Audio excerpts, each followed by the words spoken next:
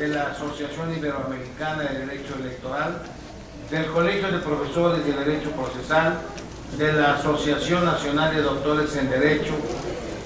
En general tiene una vida académica fructífera, muy fructífera durante 40 años. Imparte las materias de Derecho Procesal Civil, Teoría General del Proceso, Derecho Procesal Penal, Teoría General del Proceso y Derecho Procesal Civil, tanto en las áreas de la licenciatura como del posgrado en Aragón y en nuestra facultad. Le voy a rogar al doctor Polanco, quien además me enorgullece que seamos coautores de un libro de inicio, al parecer el primero en su género, sobre juicios orales civiles. Me da mucho gusto pedirle al doctor Polanco que tenga bien señalar sus puntos de vista en relación a la conferencia del doctor Álvarez. Por favor, doctor, si es tan amable.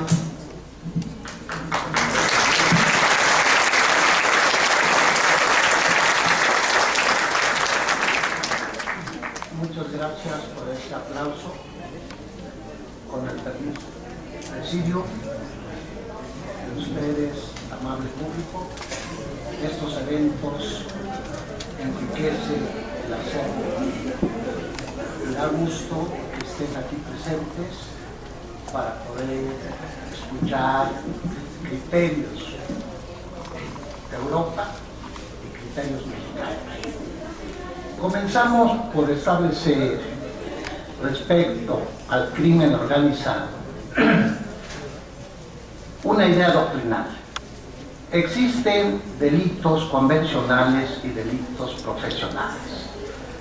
Los delitos convencionales normalmente surgen ocasionalmente, aunque a veces se establecen excepcionalmente, podríamos decir, los asaltos, extorsiones, pero en el ámbito profesional, los delitos profesionales siempre actúan bajo una organización, una dirección, una estructura, previamente establecidos para delinquir. Entonces, ¿qué ha sucedido con esto? Que los crímenes profesionales surge de los crímenes profesionales surge la asociación que se denominó bandas. Ahí comienzan los orígenes. AMPA también se le llamó al grupo de pícaros, rufianes y maleantes. Pero no es nada nuevo esto del crimen organizado. Tenemos que remontarnos desde el reinado de los Tudor, en Inglaterra, en donde el AMPA se caracterizó por conformar grupos de criminales quienes comenzaron por establecer un lenguaje propio, la jerga criminal, en que ellos entendían aún estando un tercero ante ellos. Frecuentaban tabernas exclusivas, establecían su organización y comenzaron a cometer crímenes, delitos redituables, pero además estructuraron un método que fue devolver lo hurtado a los dueños a cambio de una retribución. Desde ahí observamos una organización criminal. Pues bien, en México, tenemos que hablar de México, ya nos han ilustrado muy bien de Centroamérica, nos han dicho, se ha establecido, pero en México fue a finales de los 70 del siglo pasado cuando surge un nuevo fenómeno delictivo con características especiales, organización y jerarquía. Y ellos lo que lograron establecer, o lo que usaron, fue la corrupción para comprar a las autoridades, para lograr impunidad. Eso surge en México. Pues bien, este crimen organizado que estamos estableciendo viene aún algo muy interesante. Primero, la legislación, ahora federal, contempla la asociación delictuosa y dice que se establece cuando existan personas asociadas, 3 o más, con propósitos de delinquir, se les impondrá tal. Entonces se establece de una manera formal. Basta con que estén unidas para que sean sancionados, aparte del delito, aplicarles otra sanción. Pero en el año de 1993, por primera vez en la Constitución, en el artículo 16, se utiliza el nombre de delincuencia organizada. Y posteriormente, en 2008, con las reformas que todos conocemos, que viene a modificar, lo que nos decía el maestro Everardo, un nuevo juicio penal mexicano. Pues bien, ¿a qué me refiero con esto? A lo que nos decía nuestro ponente, el doctor Francisco Javier Álvarez, de la legislación. En México todo lo queremos remediar con la legislación. Digo y critico, ¿cómo es posible que una constitución tenga un tipo penal cuando que la Constitución nada más debe dar lineamientos? Pero todavía que establece el tipo, no establece sanción. Algo que no se ha criticado, pero son los famosos delitos en blanco que nos dice la doctrina. Pues bien, pero antes de esto, ya en México habíamos querido combatir a la delincuencia organizada por medio de la Ley Federal contra la Delincuencia Organizada. ¿Y qué vamos a observar en esta ley de delincuencia organizada? Muchos aspectos que criticaré enseguida. Pero de las reformas, ¿qué encontramos respecto a la delincuencia organizada? Primero, encontramos que en el artículo 16 constitucional existe la detención en caso urgente por considerarse delitos graves. Y el artículo 19 complementa que el juzgador podrá decretar, o más bien tendrá, porque es de oficio, decretar la prisión preventiva en estos delitos de delincuencia organizada.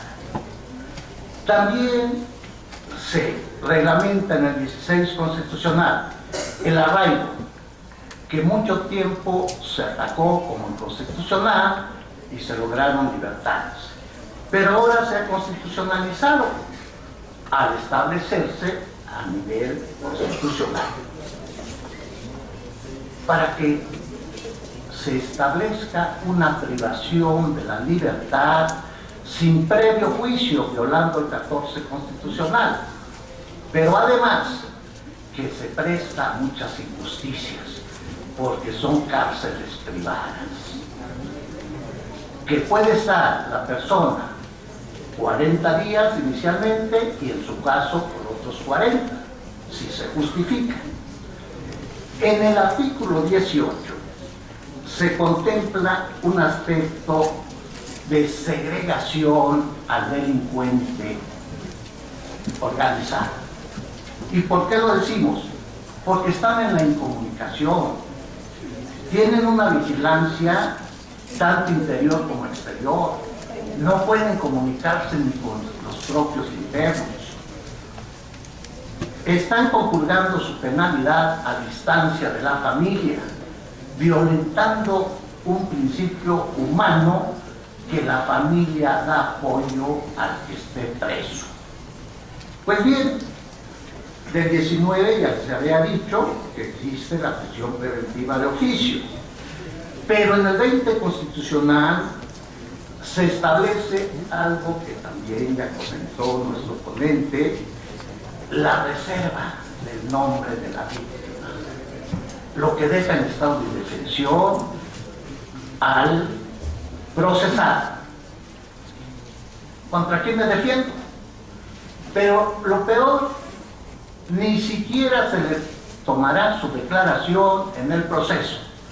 Basta con que se proyecten los registros que se documentaron en la averiguación previa.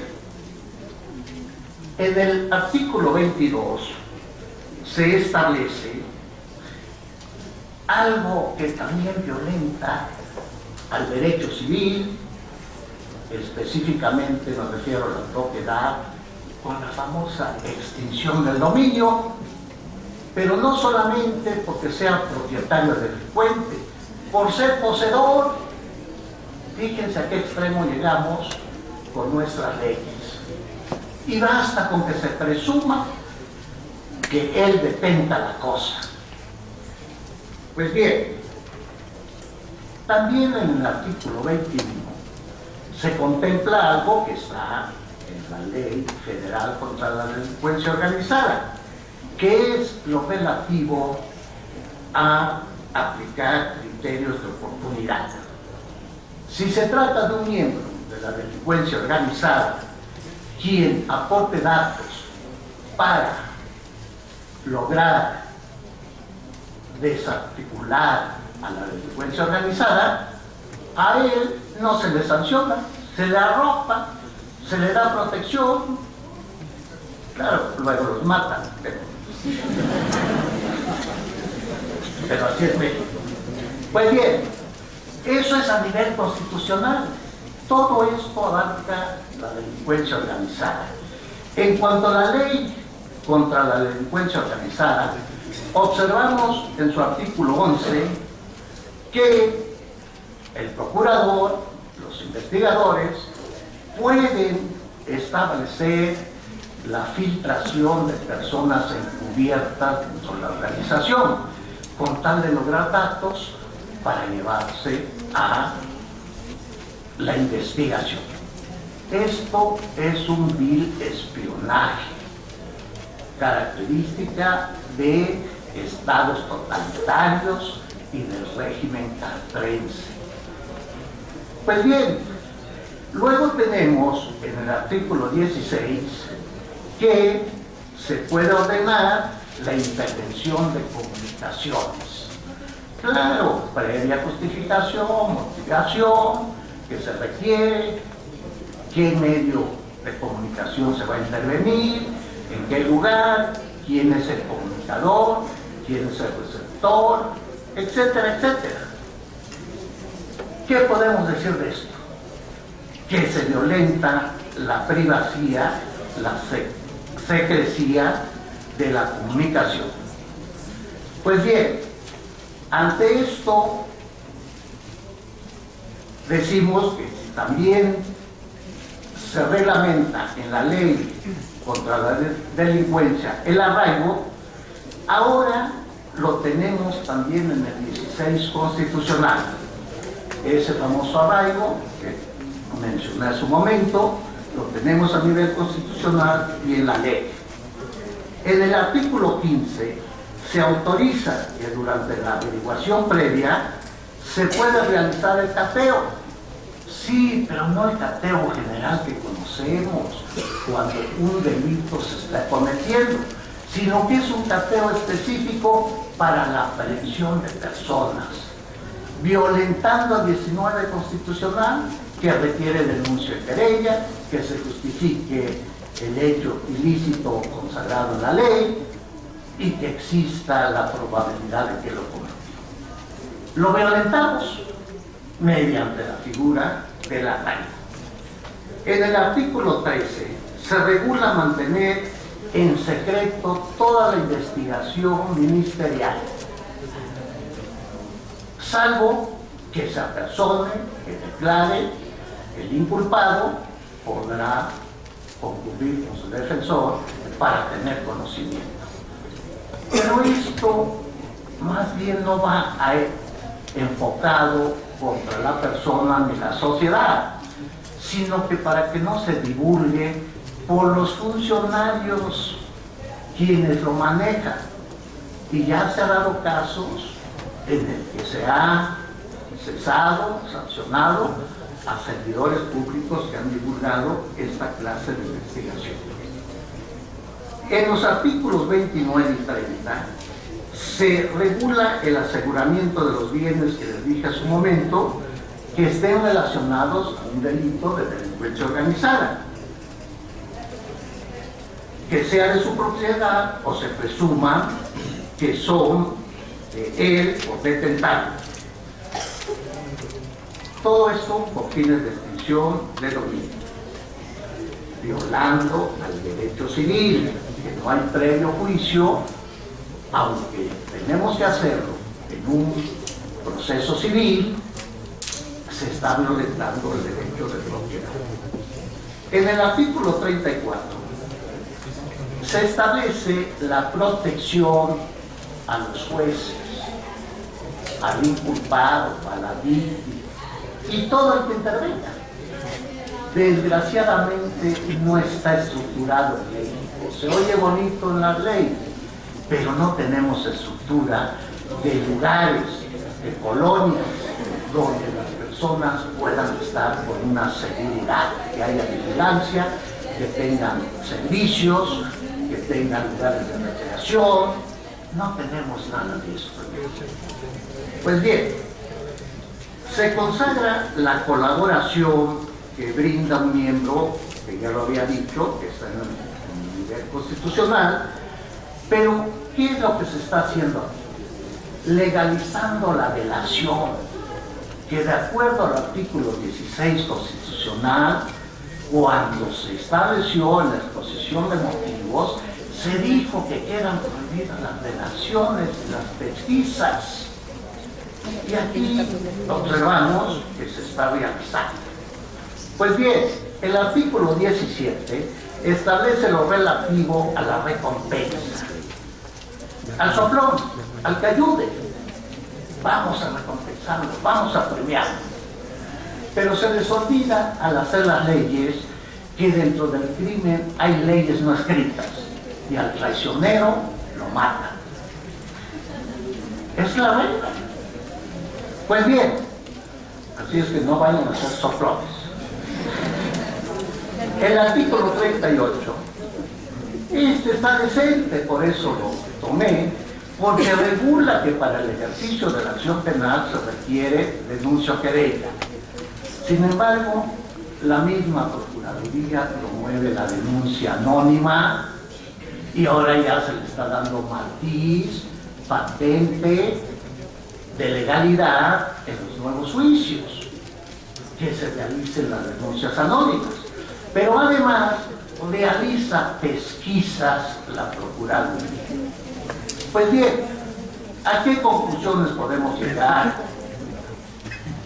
Un poco apartándome del aspecto que nos dijo nuestro ponente. Permiso, diré lo siguiente.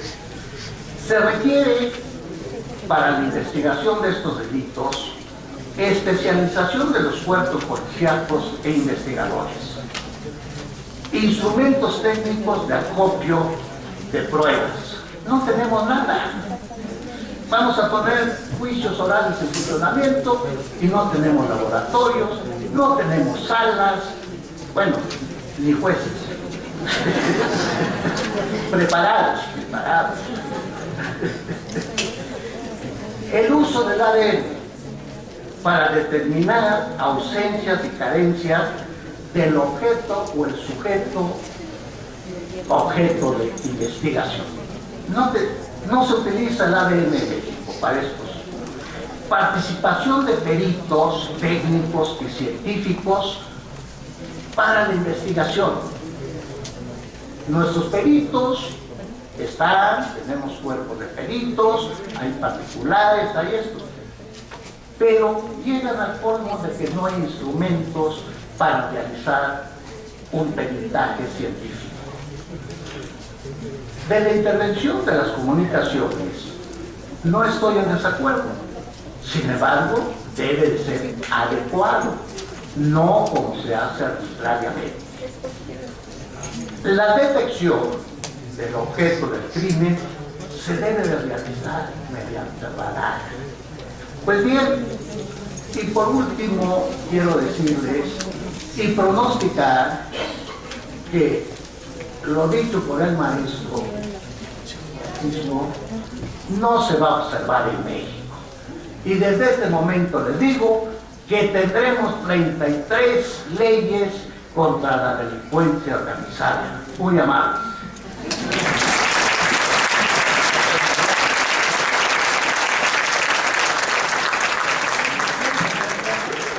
Muchas gracias al doctor Polanco. Tendremos 15 minutos para preguntas y respuestas de ustedes. Se les ha enviado una pequeña hoja para que anoten las mismas, pero en obvio de tiempo y tratar de aprovechar lo más que podamos a nuestros destacados conferencistas, les pido, si alguien quiere hacer uso de la palabra para hacer una pregunta breve, en función del tiempo, es la única súplica, sea al maestro Álvarez o al doctor Polanco. ¿Quién gusta hacer una pregunta, un planteamiento concreto? Adelante, por favor. ¿Tu nombre, si eres tan amable? Soy Sandra Tobar. Sandra Tobar. Yo he sido una persona que ha trabajado con cuestiones de política de drogas, de prevención, y quiero hacer una pregunta a Grecia. Con el programa de armonización, es muy complicado pensar en la armonización internacional si ni siquiera a nivel nacional tenemos una armonización en lo que es la impartición de justicia, en lo que es el conocimiento de las leyes. Entonces, yo quisiera preguntar a ¿no sería necesario primero armonizar tanto lo que es el gobierno de las leyes de la ciudad, con las leyes estatales, la ley nacional, y luego pensar en la internacionalización para poder llevar normas mucho más correctas, tanto nuestras libras como cultura? Es muy importante la presencia internacional para la legislación. Estamos en un mundo global, pero primero hay que entender lo local, ¿no? Es una... Gracias, Sandra. Si eres tan amable, maestro Francisco Javier Álvarez. Miren, los procesos de armonización lo que no se pueden hacer es mirar. Es cuando nos reunimos con los representantes de los estados, lo que sabemos es que cada estado tiene una sola voz. Y esos documentos de armonización se asumen por esa sola voz y va a tener vigencia en todo el territorio nacional al que se refiera. Claro, si usted me pone enfrente 33 códigos penales, no sé cuántas leyes procesales, luego legislación especial de todo tipo, etcétera, eso ya lo convierte en algo, ya no diría complicado, sino casi imposible. Casi imposible. Lo único que le puedo decir es que llama poderosísimamente la atención cómo se pueden seguir manteniendo en un país, porque estoy hablando de Centroamérica, que son evidentemente países pequeños que no pueden compararse bajo ningún parámetro con México, países más potentes del mundo. Claro, usted me dice que hay que ponerse de acuerdo no con una voz por país, sino con 33 voces por país, más no sé cuántas más de las leyes procesales, más... Le digo que eso es imposible. Lo razonable es que tendrán que llegar ustedes en algún momento pues a un acuerdo con las legislaciones nacionales. No tiene sentido, parece, seguir así. Esto no quiere decir que se quiera uniformar. Fíjense que hablamos de armonización, no de uniformación. No se quiere. Pero las estructuras básicas, la columna vertebral del sistema tiene que estar unificado dentro de cada país. No tiene sentido otra cosa. Gracias. Doctor Polanco, si hay alguna pregunta por escrito, me la hacen llegar, si son tan amables. Niñas que nos están ayudando allá una. Si hay alguna pregunta, por favor, me la envían para dirigir a quién concretamente. Adelante, doctor. Sí, gracias. Con relación a esta armonización, unificación de un código único, sustantivo y procesal de México, ha sido inquietud de muchos años. Tendremos no menos de 50 años está el criterio del papá del maestro aquí presente, que pugnaba por eso, don Celestino Porte Benítez. También don Niceto Alcalá Zamora siguió esa doctrina, establecía que debemos de tener un solo código. Oposición, enseguida salió el aspecto de los estados son soberanos, cada entidad es soberana y realiza sus propias leyes. ¿Cómo lo vamos a vulnerar? Vino otra corriente y nos dijo, no, hay que respetar el regionalismo, el lenguaje. No es el mismo lenguaje del centro con el norte, no es el mismo lenguaje del centro con el sur, y tampoco del sur con el norte. Entonces, conservar el regionalismo. Mi conclusión es sencilla. En México no tenemos más que dos corrientes. Ciertos estados siguen el lineamiento de los códigos, tanto sustantivo como procesal, del Distrito Federal, y otros estados siguen la corriente del Código Federal Penal, que era el mismo del distrito, y el Código de Procedimientos Penales. Entonces tenemos dos, con ciertas variantes nada más. Así es que tenemos dos en México. ¿Cuál es un poco problemático para interpretar Sí, gracias. En efecto, bueno, tenemos varias preguntas que por demás resultan importantes, pero el tiempo no es precisamente nuestro mejor aliado.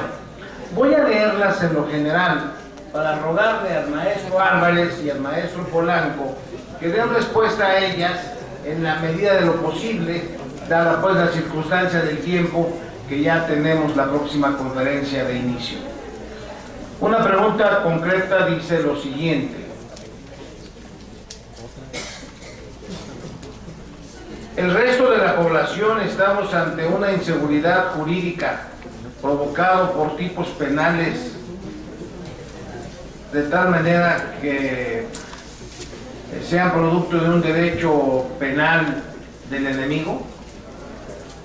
Se habla mucho acerca de la simplificación de la legislación penal, pero ¿cómo podemos llegar a ella? Conforme a lo que indica respecto del lenguaje técnico de los tipos penales, ¿no será mejor utilizar un lenguaje básico que sea permitible para todos su interpretación? ¿Cuál es su opinión acerca del derecho penal del enemigo? ¿Qué piensa acerca de la preparación de la policía? Aprovechando que están aquí, ¿cree que es suficiente su adiestramiento? ¿Qué opina de la intervención militar en Centroamérica? Maestros, si son tan amables. Son muy amplias, son preguntas que podrían darnos la oportunidad de nuevas conferencias, pero aunque sea de manera telegráfica, doctor Álvarez, alguna sugerencia, alguna recomendación para quienes nos hacen favor de asistir. Miren, los hablaba antes con mi compañera que intervendrá mañana, la profesora Comares. Para el derecho penal del enemigo, y por lo tanto, para discriminar en relación a esas personas la aplicación de los principios y garantías del derecho penal, ¿saben ustedes quiénes serían ese enemigo en México, de México para un país como Estados Unidos? Pues ustedes, todos aquellos inmigrantes mexicanos que pasen a Estados Unidos de una forma ilegal para encontrar allí un medio de vida o un puesto de trabajo. Ese es el enemigo al que habría que batir de acuerdo con estos planteamientos, al que habría que aplicar medidas excepcionales que estuvieran absolutamente fuera de las categorías de los grandes principios penales y de las garantías penales y procesales a las que tanto ha hecho referencia y con razón que me acompaña en la mesa. Se trata de un derecho de guerra, en definitiva, que permite tratar a los conciudadanos no como personas con derechos, con garantías, sino, y por eso yo aludía antes a las raíces que tienen el derecho penal socialista, sino como sujetos que están ajenos a la comunidad. Esa es la raíz, son personas a las que se consideraba que eran ajenas a la comunidad del pueblo. Por eso, en relación a muchas de ellas, por ejemplo, se les privaba de pequeñas garantías como la de la publicidad. Fíjese usted, la publicidad en el juicio, la publicidad en el proceso. Esta pequeña garantía, pero que sin embargo está en la base misma, y no puede ser de otra manera, en la base misma de los derechos procesales. En cuanto a lo de la elaboración de las leyes, si lo complicado en las leyes es hacerlas confusas, lo que me llama la atención es que sean capaces en no pocos países de hacer leyes tan endemoniadamente confusas. Y esto es porque parten del equívoco. Es muy sencillo. Estoy convencido que nos reunimos 10 o 12 penalistas una tarde y les redactamos el código del país que ustedes quieran de forma sensata. Porque llevando dos o tres principios. Mire, primero, alejarse del casuismo y reivindicar así uno de los grandes principios de la codificación. Las normas tienen que ser normas generales que por eso son atemporales. Si usted acude a redacciones muy casuísticas, una detrás de otra, en un determinado momento se dará cuenta que faltaba no sé qué, y entonces, porque había originado una laguna, entonces mete otra cosa, hay una modificación para meter otra cosa, pero después meterá otra cosa, y a continuación tendrá que meter cosas continuamente. Es decir, eso es un sistema jurídico no integrador. Un sistema jurídico integrador es el que está construido con normas generales, pero al que contribuye la jurisprudencia y la doctrina con las creaciones que van haciendo a lo largo del tiempo, que terminan modificando materialmente esa legislación en el sentido de adecuándola a los tiempos sin tocar formalmente una sola coma. Pero eso es solamente posible si se utilizan unas técnicas razonables como son esas. Cuando acudimos a esto otro, cuando sacamos de la legislación común las leyes especiales, generalmente lo que se va a provocar es que se aleja a todo ese sector del ordenamiento de la aplicación de los grandes principios penales y procesales. Se les deja fuera de las garantías. Se aleja a uno de los criterios de proporcionalidad en las penas. Se construye un derecho penal distinto. Y al final, con lo que nos encontramos, no es con un solo derecho penal o 33 derechos penales, sino que nos encontramos con cientos de derechos penales, tantos como leyes especiales. Se puede comprender que pueda haber alguna ley especial. Lo que no es entendible es que haya leyes especiales que regulen el núcleo duro del derecho penal o procesal. Yo no lo entiendo. Muchas gracias. Doctor Polanco, si es tan amable.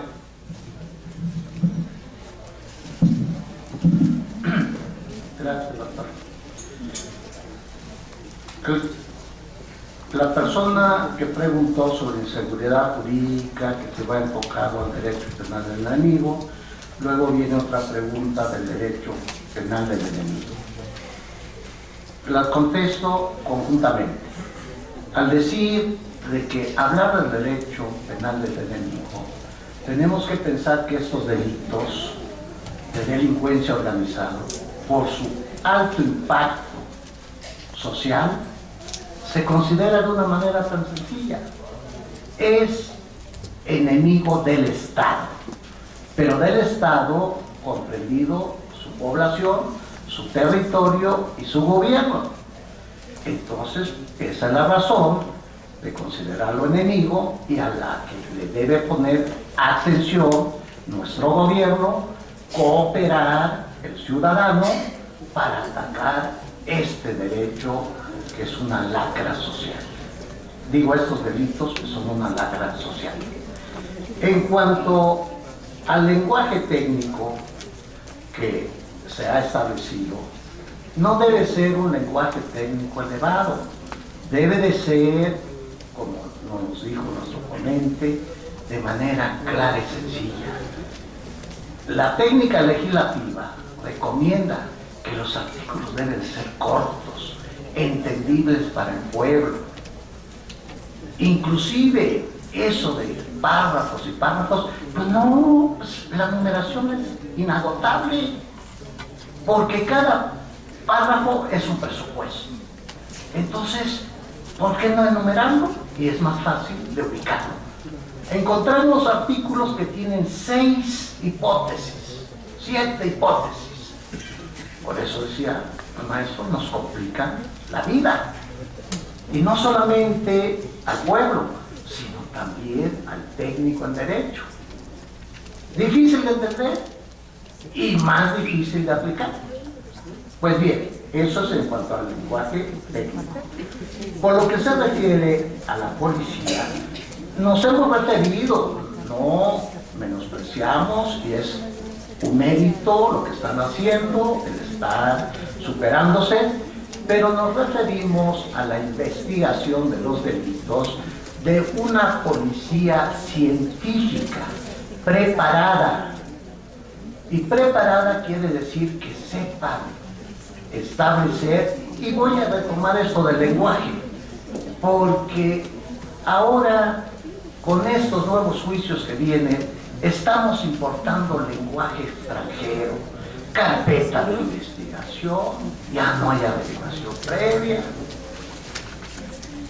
recolección de datos, ya no son pruebas. Entonces estamos importando léxico extranjero, que los estamos incorporando. Pues la policía menos va a saber lo que es acordonar. Nosotros llegamos como policía a ver si atrapamos al agresor, a ver si encontramos algo. Se pisa la escena del crimen, pasa todo mundo y no hay cuidados esmerados. Pues bien, luego hablamos de la intervención militar. Pues esto se está realizando, se dice, como una medida para asegurar lo relativo a la tranquilidad social. Muchas gracias. Tenemos solo 5 minutos, lamentablemente, insisto, el tiempo no es nuestro aliado, pero quisiera leer en obsequio a la gentileza de su asistencia algunas otras preguntas para si hay una breve respuesta.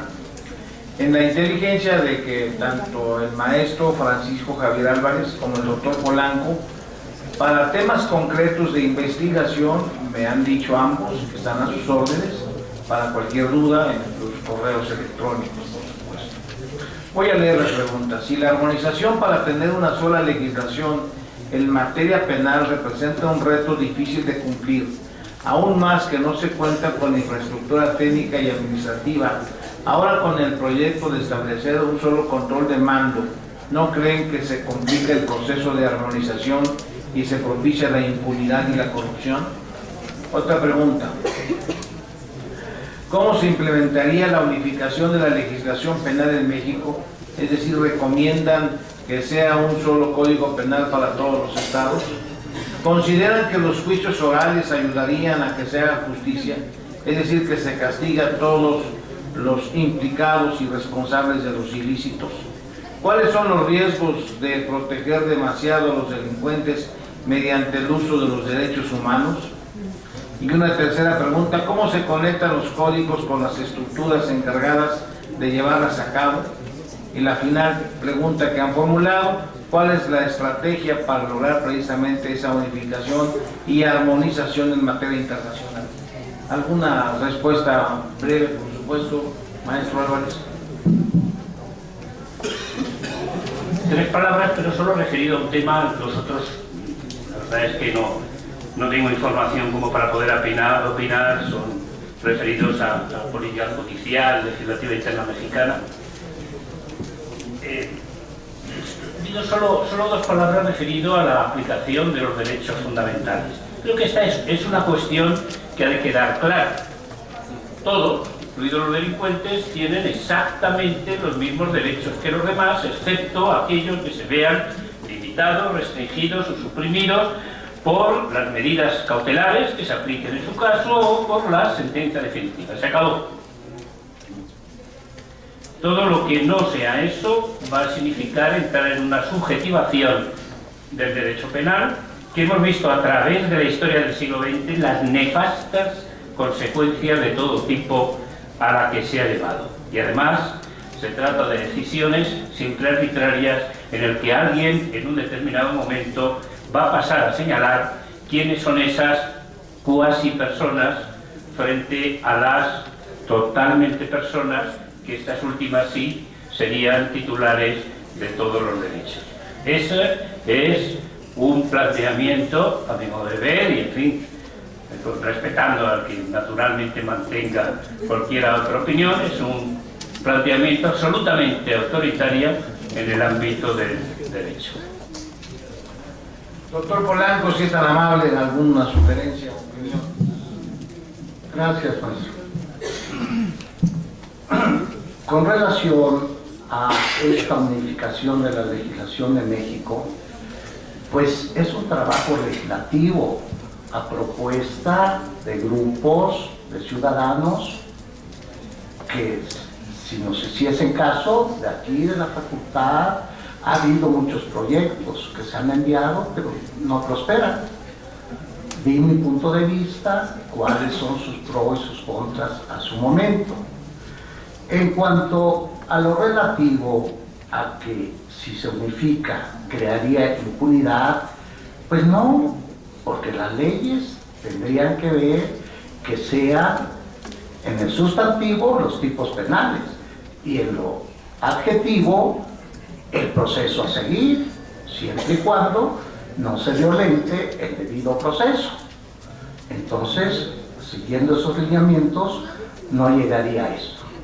Los juicios orales no son la varita mágica. No vamos a traer a la hada madrina a que nos diga con esto se remedia todo. Los juicios orales, entendámoslo, es un medio de realizar el proceso, porque los procesos o son escritos o son orales. No hay principio de oralidad. Es medio para actuar en el proceso. O se actúa por medio de la oralidad o por medio de esto. Pero eso no quiere decir que con esto a todos vamos a dejar en la cárcel. La técnica procesal depende del que mejor la maneja, el acusador o el defensor. Ese es el éxito del juicio, sea oral, sea escrito. Muchas gracias. Me voy a permitir contestar una pregunta que formularon. ¿Por qué no, aprovechando la propuesta del gobierno federal de un código único, se convoca a partir de este simposio para un foro sobre este tema? Debo decirles que sí, en efecto, la próxima tarea que vamos a emprender es precisamente sobre este renglón que es tan fundamental, y debo adelantarles que ya en este aspecto he comprometido al señor doctor Jesús Rodríguez Almeida, que es secretario de Seguridad Pública, para que intervenga con una conferencia magistral. Estamos ya preparando y en poco tiempo les daremos a conocer este proyecto, que evidentemente va a contribuir para formarse una opinión a nivel nacional.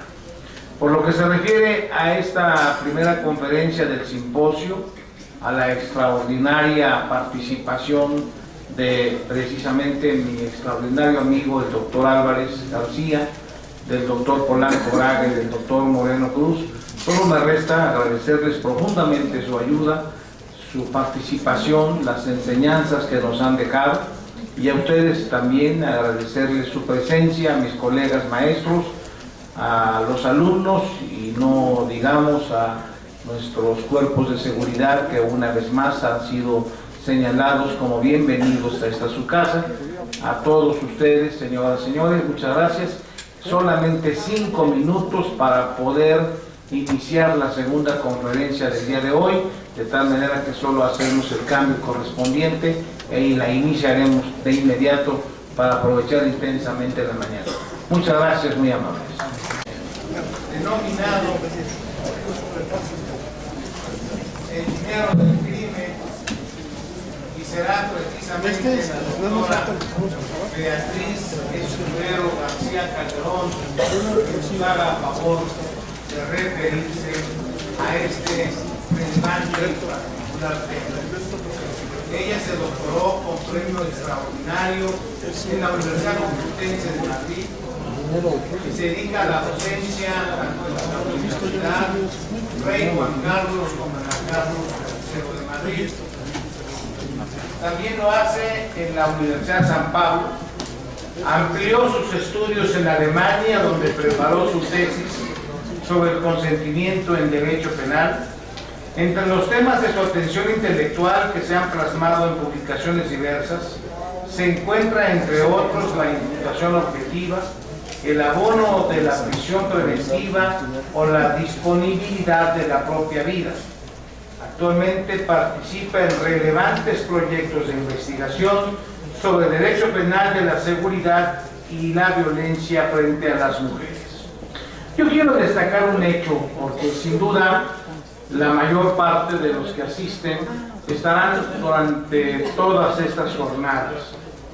Yo quiero destacar un hecho que es fundamental.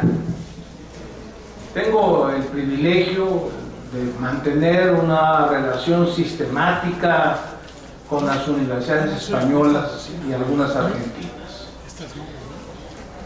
Y es para mí motivo de orgullo que sean dos importantes, fundamentales, referentes del derecho penal hoy por hoy en España, que nos hagan el honor de estar en estas jornadas.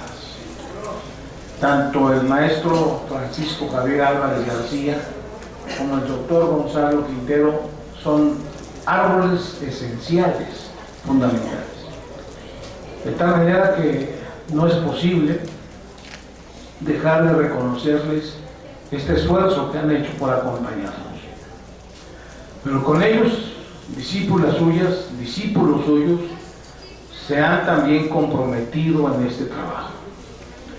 Hace un par de años le escuché por primera vez al rector de esta universidad, doctor José Narro, que quería comprometer a que las nuevas generaciones se impulsaran en el mundo académico.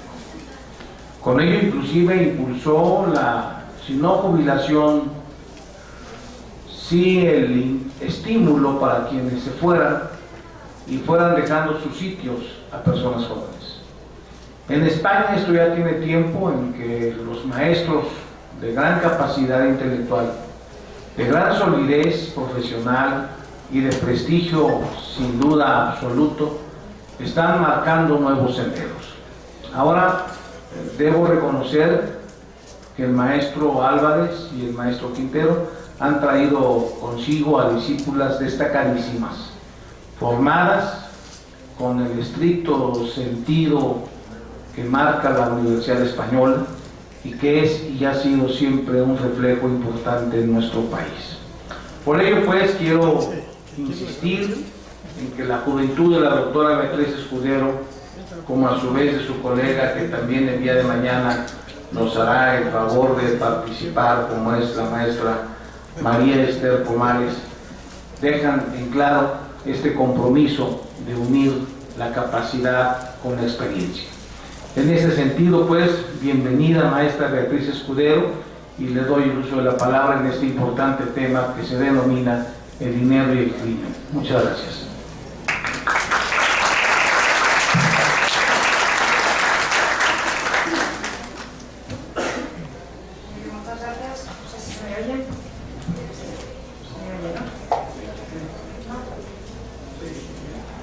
Bien, de todo lo que se ha dicho hasta aquí, la única verdad es que me llamo Beatriz Escudero, o por lo menos eso es lo único que yo reconozco, porque todos los méritos dichos uno detrás de otro no quieren mirar para atrás, porque bueno, se han equivocado de ponente. Yo tengo que ir de México, espero que me tengo que ir, pero yo me quiero quedar. Entonces, bueno, muchísimas gracias, doctor Eduardo López de Parcour, por tan amables palabras.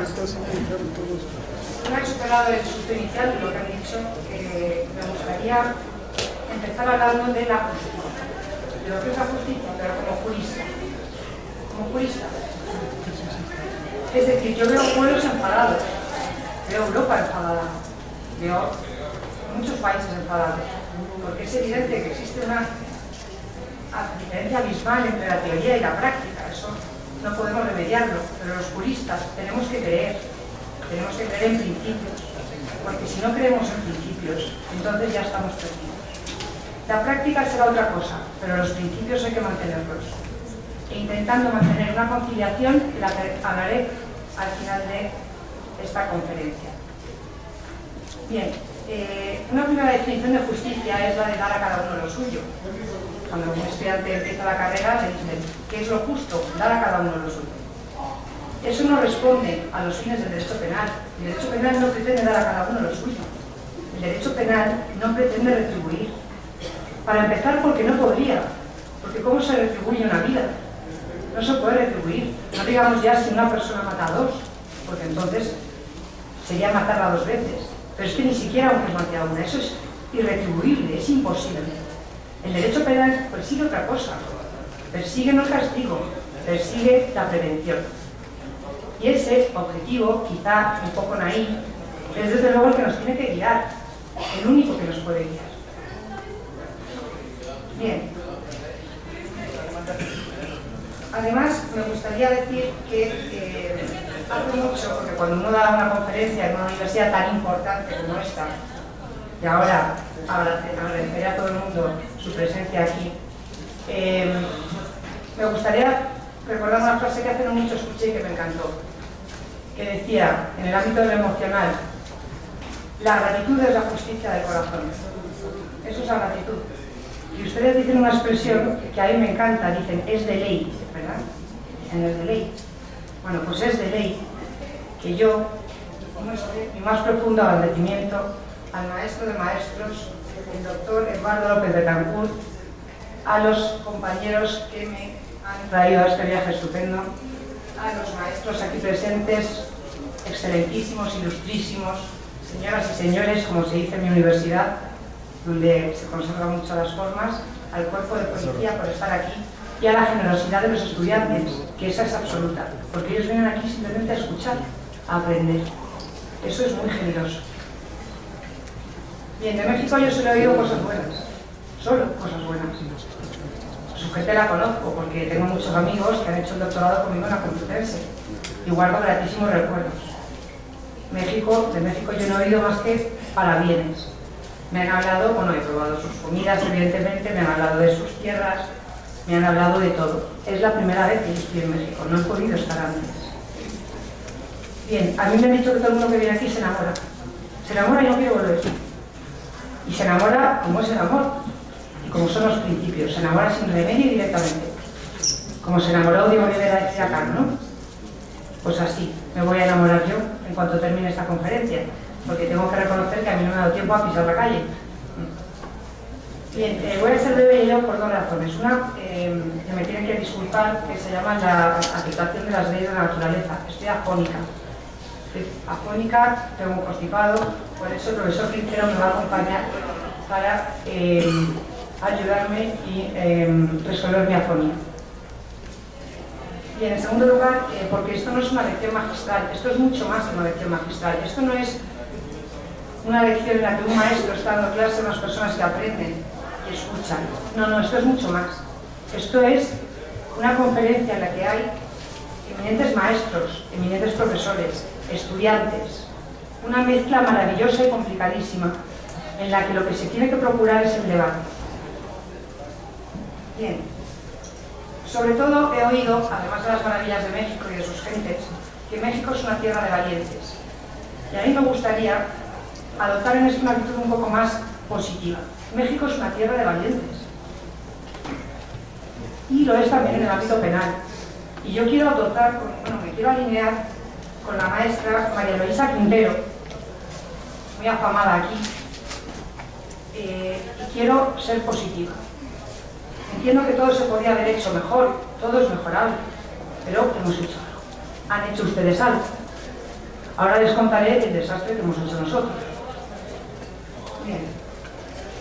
En el 2008, ya hemos oído hablar toda la mañana de la figura de la extinción de dominio, pues pues como ustedes saben, se reformó la Constitución, el artículo 22, que establecía el derecho a la propiedad privada en un sentido lingüísticamente negativo, es decir, no se reconocía el derecho a la propiedad privada para a continuación decir que se excepciona de ese derecho en los casos tal, sino que se decía la propiedad privada no se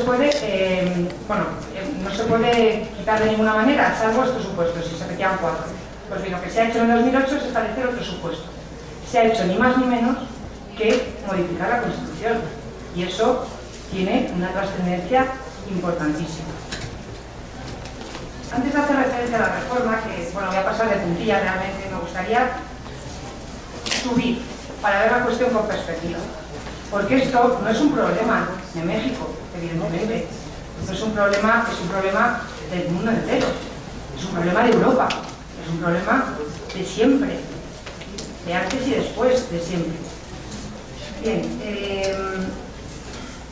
El problema real es que en 2006 la Organización para la Cooperación y Desarrollo Económico, la OCDE, dicta una resolución. Y dicta una resolución porque dice, bueno, tenemos que acabar con la criminalidad organizada. Y para eso lo que vamos a hacer es armonizar legislaciones. Armonicemos legislaciones, señores. Ahora bien, la OCDE lo que dijo es, vamos a armonizarla con estas dos pretensiones. En primer lugar, vamos a considerar típicas, es decir, vamos a considerar como delitos conductas que antes no se consideraban delitos. Y en segundo lugar, vamos a crear un tipo específico que se llamara, ellos pretendían que fuera una posesión de cualquier bien que se tuviera por un hecho indemostrable, entonces se presumía directamente que era delictivo. Bien, en el 2006, cuando la OCDE hace esa propuesta, a favor en Europa solo se muestra Reino Unido. Reino Unido dice que sí. El resto de los países miembros de la Unión Europea, de la Europa continental, dicen, oiga, mire, nuestras constituciones nos lo prohíben. ¿Por qué? Porque tenemos principios que no podemos violar, porque tenemos derechos fundamentales, porque tenemos muchos derechos fundamentales, y entre otros muchos derecho a la intimidad.